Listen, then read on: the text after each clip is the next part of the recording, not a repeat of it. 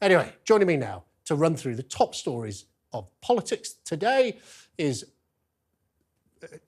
journalist at Politics Joe. Sorry, I need to. Ava Santina. I apologize. Ava, I've got your title wrong there. Me, the and journalist and broadcaster Matthew Stadland. Well, that wasn't a very good start to the show, was it?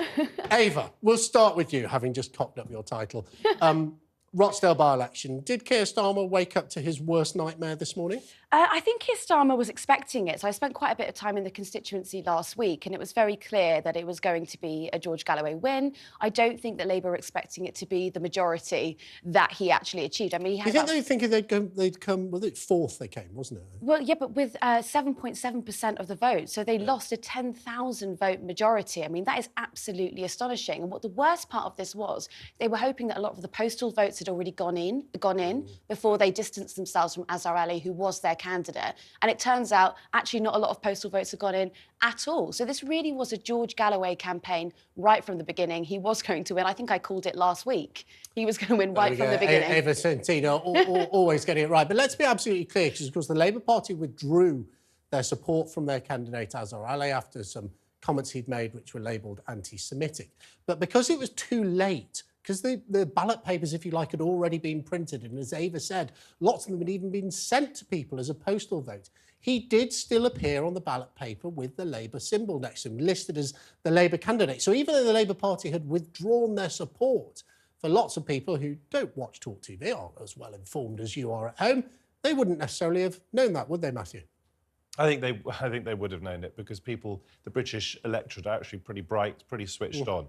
So, no, this was a mess from Labour. There's absolutely no doubt about it. I think they should never have allowed Azhar Ali onto the ballot paper in the first place. They should have done better vetting. Once he had been shown to say the things he had said, yes, he apologised, but I think Keir Starmer was actually slow to act. This is a dark moment for British politics. This is a moment when George Galloway, who said some entirely unacceptable things over the years and continues to say them, has become elected to Parliament. And I think if you ask, I'm Jewish myself, but if you ask a lot of Jews how comfortable they feel about Galloway in the House of Commons, they will give you an answer that is pretty clear, not very comfortable at all.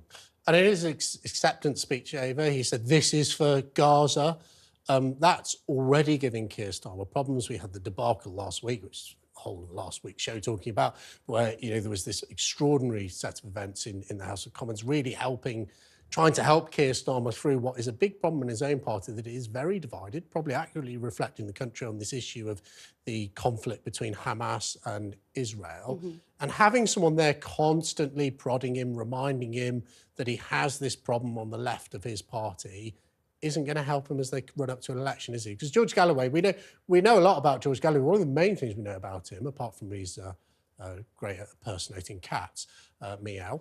But the other thing we know is he's a brilliant orator, isn't he? There's a couple of things going on here. So for the one thing, George Galloway did run this by-election as a de facto referendum on Gaza. That's how he was pitching it to the electorate in the constituency. He was saying, if you vote for me, this is a clear signal to Keir Starmer that you want more done on Gaza. He said it could lead to the removal of Keir Starmer as one of his claims. He did absolutely say that. But also, to be clear, George Galloway is not someone who represents the left and the left of Labour. He's actually, a lot of his ideas are very socially conservative and totally incongruous with a lot of the way that the socialists in the Labour Party feel. But also going back to your vetting point that Matt was just talking about there, Azhar Ali was vetted really carefully. He's actually a Starmer ally. He's not from the left of the party. He's not someone that you would assume would be a Gaza sympathiser. He came out, he was very vocal in his defence of Dame Louise Ellman when she was suffering, horrific anti-Semitic abuse. He's also been an advisor to Tony Blair about inter-community relations.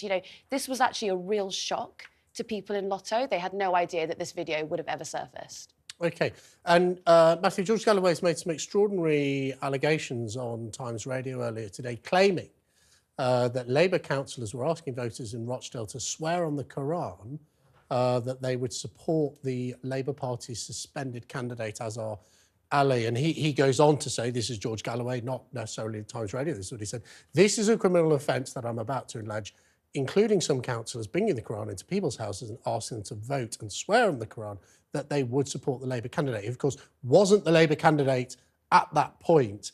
That's a very serious allegation, isn't it? It's just bizarre. I mean, this was a murky by-election. You had 3 former Labour candidates. You had 2 former Labour MPs standing for different parties. So George Galloway and then Simon Danchuk, who was standing for Reform.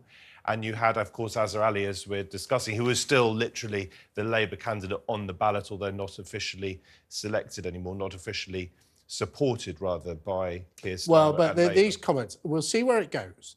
But these comments again, and this is the sort of thing George Galloway can and will do, is chuck these big problems at Keir Starmer. And then that's what's interesting politically. Okay, Yeah. let's step back from Rochdale. It matters, of course, in its own right. Let's step back from that and look at the wider political scene. He's saying that this is Starmer's worst nightmare. He wants to stand candidates in lots of constituencies and Labour constituencies. The question is, can he do the same sort of damage to Labour that Reform, Richard Tice, I think will do to the Tories? He's got form. I suspect not, but we can't rule it out. Well, he's got form. He's done damage to them before.